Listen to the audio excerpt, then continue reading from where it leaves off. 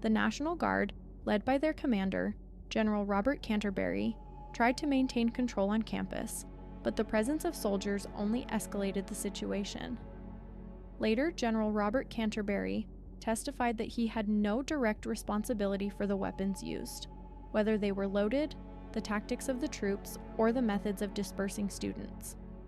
That leaves you wondering why Canterbury was there at all.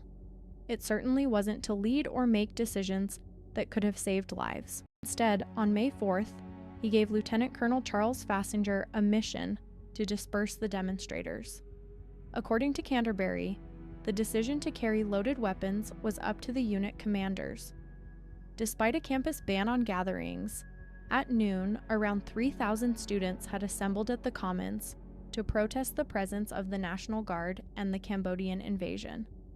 The protest appeared to have been peaceful until the soldiers moved in.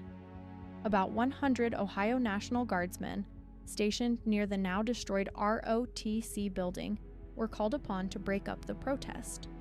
General Robert Canterbury ordered the protesters to disperse. A Kent State police officer riding in a military jeep made the announcement using a bullhorn to order the students to disperse. The guardsmen, equipped with M1 Garand rifles, bayonets, and tear gas, moved on the grassy field where the students were assembled. Some protesters reportedly threw rocks at the soldiers. Most stood their ground and refused to be intimidated. The soldiers fired off tear gas, but it proved ineffective due to wind conditions. The guardsmen then advanced, pushing the students back as the protesters stood their ground. Many assumed the guardsmen's rifles were loaded with blanks. At approximately 12:24 p.m., a contingent of guardsmen reached the crest of Blanket Hill. According to reports, the soldiers abruptly turned and fired into the crowd of students.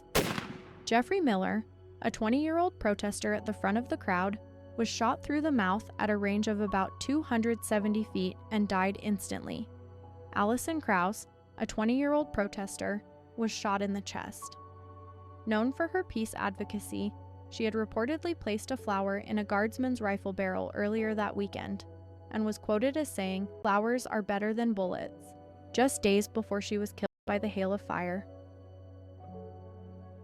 20-year-old Sandra Scheuer and 19-year-old William Schroeder were walking between classes and were not involved in the protest.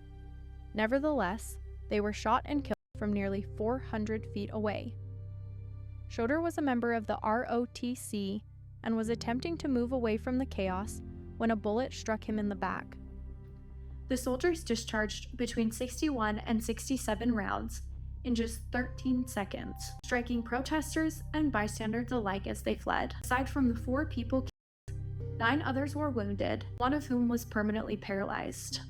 The indiscriminate nature of the shooting intensified the shock and outrage, which extended to many who didn't even support the student protests.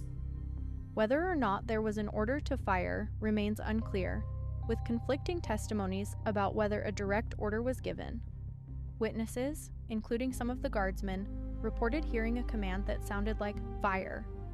Others claimed it might have been a misunderstood order like "hold your fire" or "prepare to fire."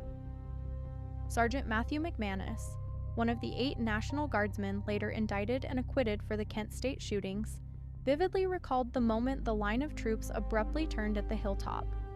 Wearing gas masks and following each other's movement by instinct, their rifles began lowering in unison, like a domino effect. McManus saw another officer racing along the line, trying to redirect weapons skyward. Realizing shots had already begun, he shouted, "Raise your weapons and fire 1 round in the air," then dropped to the ground himself, hoping to prevent further bloodshed. Eyewitnesses describe a chaotic scene of screaming, students collapsing in pools of blood, and others rushing to help the wounded. One of the most iconic images from the event shows 14-year-old runaway Marianne Vecchio kneeling over Jeremy Miller's body, her face contorted in a scream of anguish. In the minutes following the shooting, the campus was a scene of pandemonium. As students tried to aid the wounded, guardsmen reformed their lines, warning that they would fire again if the crowd did not disperse. Fearful and traumatized, most of the students retreated. Reporters and photographers on the scene captured the horror, with images of blood-soaked pavements and stunned students making front-page news nationwide.